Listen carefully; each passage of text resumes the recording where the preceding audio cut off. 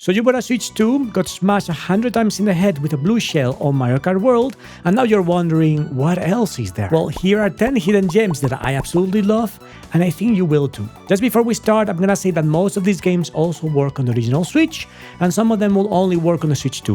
Whenever that happens, I will let you know. So let's begin with what I think is one of my favorite games ever, and I'm talking about Inscryption. When people ask me for a smaller game that can be finished in around 10 hours, I recommend them Inscryption. When they ask me for a good card game, I recommend Inscryption. When they wonder about a good restaurant, I recommend them to play Inscryption instead. Just kidding, that never happens because nobody really cares about my recommendations.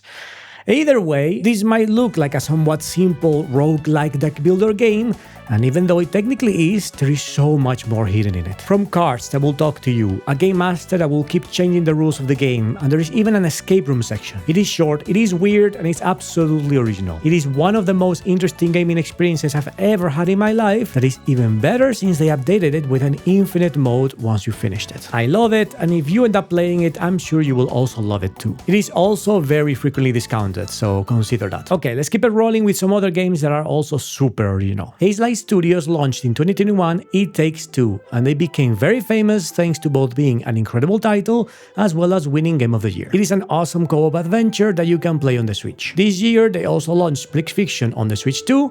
I'm currently playing it and it is as good as people claim it to be. So definitely worth checking it out if you want to have one of the best co-op experiences there is. But these two games are already very famous. They won awards, they sold millions of copies, so I'm not gonna come here and discover them. So I wanna recommend something else, made by the same director, Joseph Fares, in another studio. And if you don't know who Joseph Fares is, maybe you will remember him because of this. Okay, can you swear here? Can you swear? Okay. The Oscars, you know? The Oscars! You! I'll tell you! I was like... What a legendary moment. Either way, the game I'm talking about is Brothers: A Tale of Two Sons. This is not a co-op, even though it kind of looks like one. You actually control two brothers at the same time. One moves with one side of the controller and the other one with the opposite side. You are on a mission to save your father's life, and that will force you to solve a bunch of puzzles in environments that are really good looking. The whole game is fantastic, but there is a moment at the end of it where you have to do something that I thought was both really touching and incredibly clever. I never experienced anything like it, so keep an eye on Brothers: A Tale of Two Sons, and honestly, also on everything that this guy does. What a character. Blueprints is one of the best reviewed games of the year, by far the most famous puzzle game in a while, and it definitely deserves all the hype it gets. But there is another puzzle game that came out last year. It is available on the Switch, Blueprints is not. It's also very special and I barely see anyone talking about it. And that game is called Lorelei and the Laser Eyes. Here you have hundreds, and I mean hundreds of small puzzles to solve while you investigate what is going on this mansion that you find yourself into. Depending on the order that you solve them, you will encounter different story beats and will unlock different parts of this big place. And I mean, it just looks cool as... If you enjoy these type of experiences that require a pen and paper and will squeeze your brain a bit, don't miss out on it. It is really something special. And since I just mentioned paper and we're still in this section of puzzle games, let's also talk about another one called Paper Trails. This is another puzzler where you have to fold parts of the screen to reveal different paths and unlock ways to move forward. I'm still in the middle of a playthrough, haven't finished the whole thing yet, but I'm loving how interesting it is so far. It also looks great, and the idea of folding the environment like paper, as if it was origami, it hasn't gotten old yet. Really clever game. Okay, and now let's shift gears from clever puzzlers to awesome platformers. I love platformers, and that's a big reason why I like Nintendo so much. They make the best ones in the genre. But the weird thing is that even though they sell really well, whenever anyone else tries to do a cool and fun 2D platformer, it just falls into the void of indie games and barely gets noticed. So I'm here to tell you Paper Grinder is awesome and it is as cool as it looks. Now, to be fair, this is a pretty small title. You can finish it in around 3 to 4 hours, and it's not extremely difficult, although it can take a little bit longer and be a bit more challenging if you want to do everything it has in it. But if the short length is not a problem, you are in for a treat. It has sharp platforming, awesome music, and a beautiful artwork.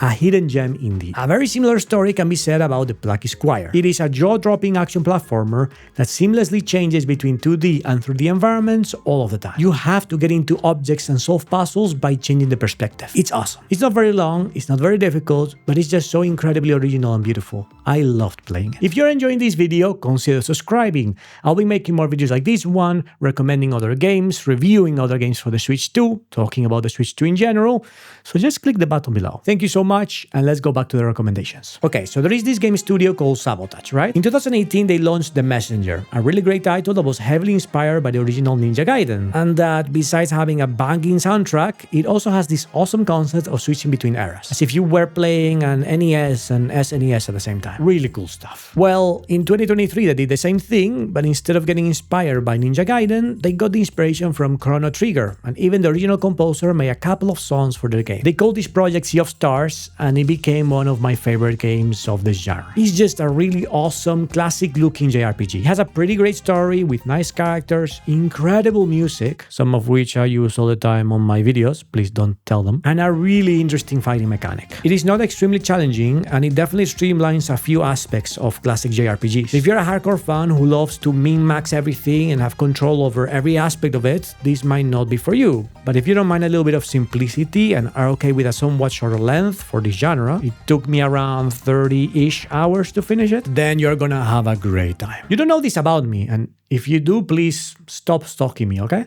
But I actually love point-and-click games. There is something about their narrative, their puzzles, and their structure that really appeals to me, and there is one that came out not long ago, available for almost all platforms, and is still not getting as much hype around as I think it deserves. It is called Old Skies. What a game. You are a worker at a company that specializes in bringing people back in time to whenever they want. You also allow them to relive or even change part of the past, but there are some limitations with it the game thinks about them. What starts as an interesting concept for a story, it ends up being a very touching, incredibly well-written game about what it means to be alive, what matters in life, and how much does work mean to us as a person, besides many other topics. I'll be the first one to say that I'm not a huge fan of the art style, and a few of the puzzles were a little bit weird, but the characters and story were definitely good enough to keep me going for the 10-ish hours that it lasts. I loved it, and for some people it has become their favorite game ever, so it's definitely worth considering. And staying more or less in the same topic, there's another game that is also point-and-click-ish that has gotten relatively famous,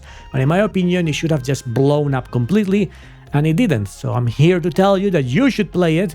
That game is Pentiment. You are an artist working in a monastery during the 16th century, helping making illustrations to manuscripts. All is cool and normal until there is a murder, and you end up investigating what is going on and why it happened. Saying that this game is beautiful and extremely stylized doesn't give it enough credit. It is incredibly good looking, and it even uses some of the appearances as context. For example, depending on who you talk to and their level of education, the typography used is different. It is a great touch. It has a deep story, tough choices to make, and some very clever moments. I cannot understand why this hasn't sold millions of units. So this is my PSA to say go, buy it, play it, and give it a try. I don't think you will be disappointed. The Switch 2 is a perfect device for these games where you can just do a couple of runs for a couple of minutes and then forget about it until next week or something.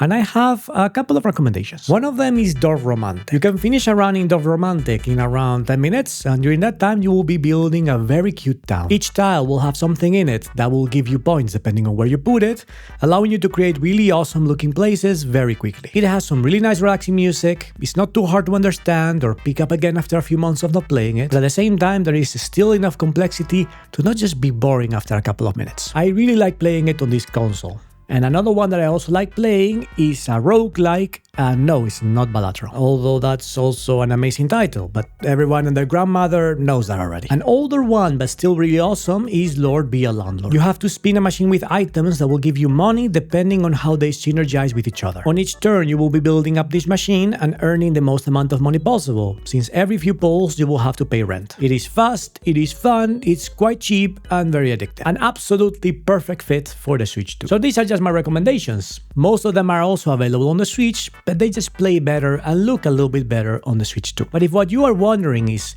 if some Switch 2 exclusives are worth it, like for example Welcome Tour, well, I actually completed it and I made a whole video about it. I will leave it right here where I talk about why I don't really like it too much. See you there.